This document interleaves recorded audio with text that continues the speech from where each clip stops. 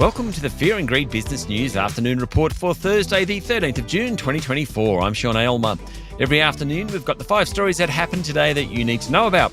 Story number 1, the unemployment rate fell to 4% last month after net 40,000 new jobs were created, according to the Australian Bureau of Statistics. The labour force data didn't move markets much, though overnight news in the US did. More on that shortly.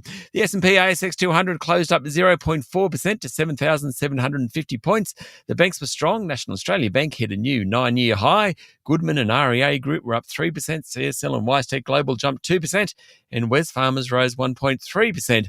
The laggard among the large caps was Macquarie Group, which fell 1.3%.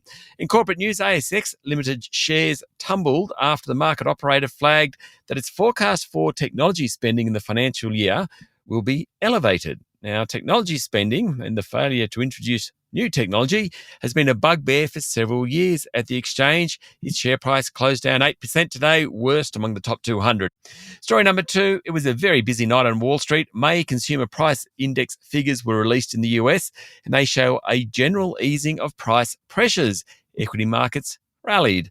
Then the Fed released its updated economic projections that made it clear there is 1 rate cut on the horizon this year, not 3 as previously forecast.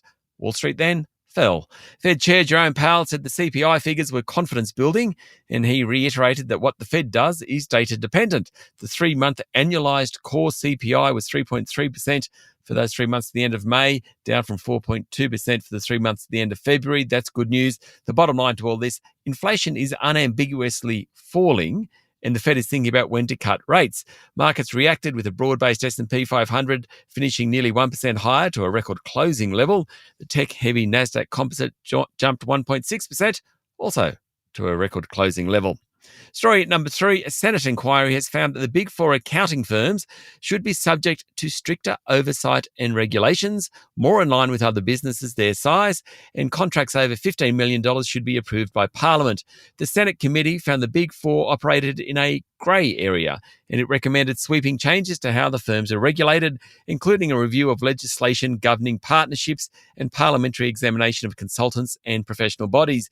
The recommendations include putting government contracts worth more than $2 million under much heavier scrutiny, establishing a committee to approve any project over $15 million, tougher guidelines for managing conflicts, and tighter transparency measures. The inquiry follows a scandal involving PwC, where a former partner shared confidential tax information with others in the firm who then used it to win new clients.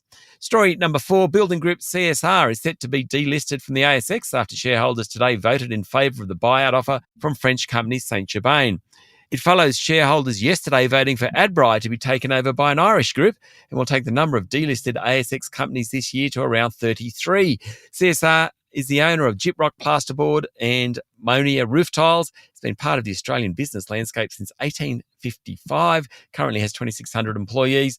The board recommended the $9 a share offer, and yesterday shareholders voted overwhelmingly in favour of it. Now, CSR began life as the Colonial Sugar Refining Company, ultimately morphed into a building products group. There are now 3 building companies on the ASX, CSR, Adbri and Boral, that have or will leave the bourse. And story number 5, the federal opposition is backing a campaign to lift the age limit on social media from 13 to 16 years, with opposition leader Peter Dutton calling it a sensible measure and a well-balanced approach. Mr. Dutton said he would lift the minimum age to 16 within 100 days of taking office if elected.